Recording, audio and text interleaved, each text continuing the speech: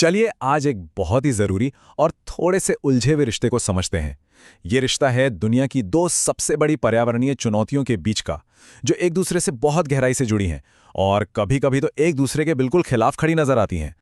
सोचिए जरा, क्या ऐसा हो सकता है कि हम अपनी हवा साफ करें और उसकी वजह से हमारा प्लैनेट और तेजी से गर्म होने लगे?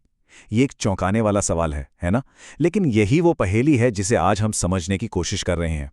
क्या एक समस्या को सुलझाने की कोशिश असल में दूसरी को और बिगाड़ रही है? तो चलिए इस मामले की तह तक जाते हैं। सबसे पहले तो ये समझना होगा कि ये दो संकट यानी एयर पोल्यूशन और क्लाइमेट चेंज असल में दो अलग-अलग परेशानियां हैं ही नहीं। ये तो एक ही सिक्के के दो पहलू हैं और इनकी जड़ भी एक ही है। और वो जड़ है फॉसिल फ्यूल्स का जलना। जब भी हम ऊर्जा के लिए कोयला, तेल और गैस जलाते हैं तो एक ही साथ दो तरह की चीजें हवा में छोड़ते हैं। एक ग्रीनहाउस गैस है जो हमारे ग्रह को गर्म करती हैं, और दूसरा वो जहरीले प्रदूषक जो हमारी हवा को खराब करते हैं। लेकिन कहानी में एक ट्विस्ट है। इस कहानी में सारे विलन एक जैसे नहीं होते। हमारे वायुमंडल में पहुंचने वाले अलग-अलग प्रदूषकों का असर और उनकी उम्र, यानी वो कितनी देर तक टिकते हैं, ये बहुत अलग-अलग होता है। एक तरफ हैं कार्बन डाइऑक्साइड जैसे प्रदूषक जो सदियों तक, जी हां सदियों तक वायुमंडल में टिके रहते हैं और गर्मी को लॉक कर देते हैं। और दूसरी तरफ है मीथेन और ब्लैक कार्बन। ये मेहमान तो कुछ ही दिनों या सालों के होते हैं, लेकिन अपने छोटे से स्टे में भी बहुत ज्यादा गर्मी पैदा कर देते हैं। अब ये टेबल देखिए। इसमें जो सबसे चौंकाने वाली बात है वो है सबसे नीचे वाला point. CO2, methane, black carbon, ये सब तो गर्मी बढ़ाते हैं, लेकिन ये सल्फेट एरोसॉल, ये सेहत के लिए तो बहुत खराब है, पर इसका एक अजीब उल्टा असर भी है।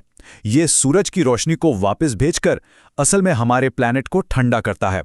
और बस यहीं से सारी दुविधा शुरू होती है। तो अब आते हैं कहानी के सबसे बड़े ट्विस्ट पर, एरोसोल दुविधा पर। यह वो अनचाहा नतीजा है जो हवा साफ करने की हमारी कोशिशों से सामने आ रहा है।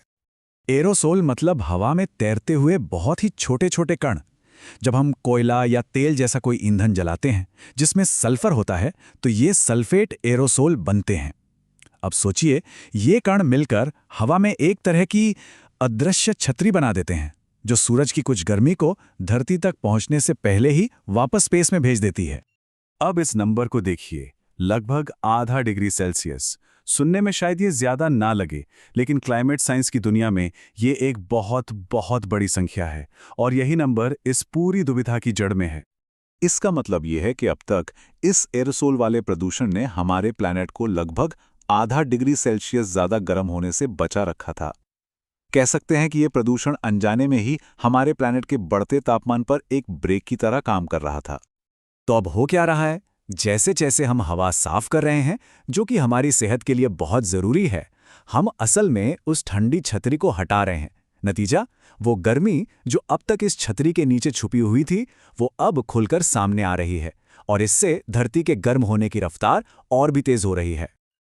और हाँ, ये सिर्फ कोई थ्योरी नहीं है, ये असल में हो रहा है। ये जो छोटा सा नंबर दिख रहा है 0.14 डिग्री सेल्सियस, ये पिछले कुछ सालों में लिए गए एक्शन का सीधा और मापा जा सकने वाला नतीजा है।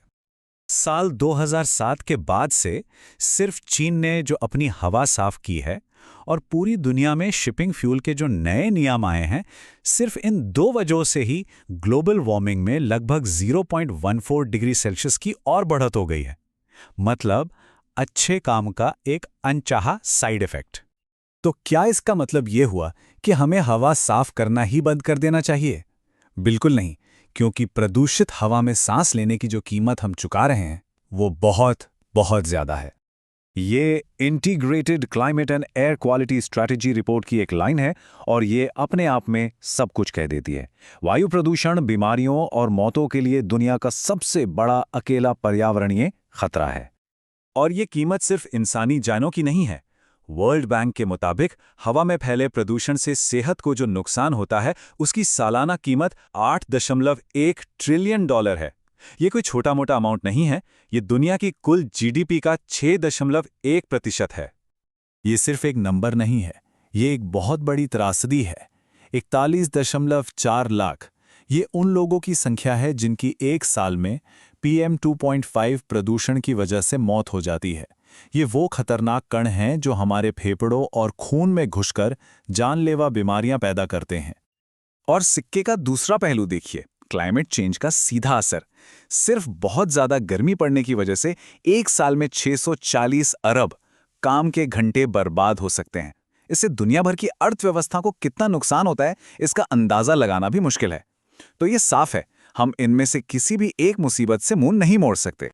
तब सवाल ये उठता है कि इस दो धारी तलवार से कैसे बचें? रास्ता क्या है? इसका जवाब है एक ऐसा रास्ता चुनना जो दोनों समस्याओं को एक साथ हल करे। और वो रास्ता है ये टू प्रोंग स्ट्रैटेजी।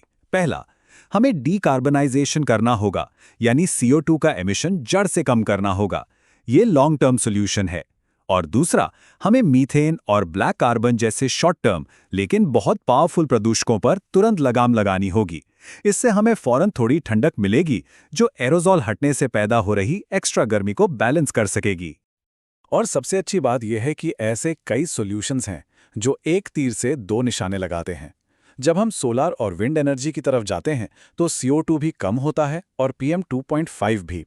जब हम इलेक्ट्रिक गाड़ियां चलाते हैं तो शहरों का धुआं भी कम होता है और ग्रीनहाउस गैसें भी। यही तो एक इंटीग्रेटेड स्ट्रैटेजी की ताकत है। तो इस पूरी चर्चा का निचोड़ क्या है? पहली बात, क्लीन एनर्जी ही आगे बढ़ने का एकमात्र रास्ता है। ये क्लाइमेट और साफ हवा दोनों के लिए सबसे अच्छा उपाय है। दूसरी बात, हमें ऐसी पॉलिसी बनानी होगी जो स्मार्ट हो, जो हर तरह के असर को ध्यान में रखें, न कि सिर्फ एक चीज को।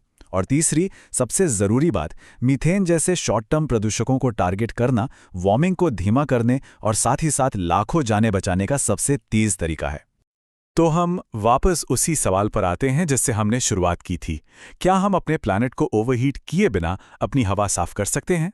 जवाब हाँ हो सकता है, लेकिन तभी जब हम स्मार्ट तरीके से, तेजी से और दोनों मोर्चों पर एक साथ काम करें। ये एक रेस है और इस रेस में दांव पर हमारी सेहत और हमारे प्लैनेट का भविष्य दोनों लगे हैं।